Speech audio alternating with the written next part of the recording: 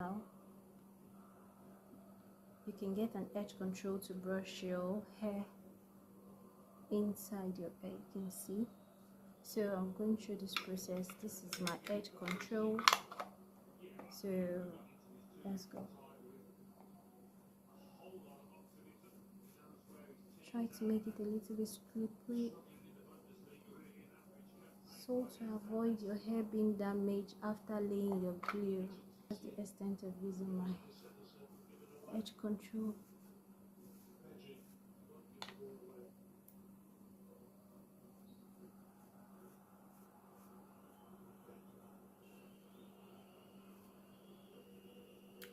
So this will help you to hold your glue, so you get it down like this. Though I can't see what I'm doing because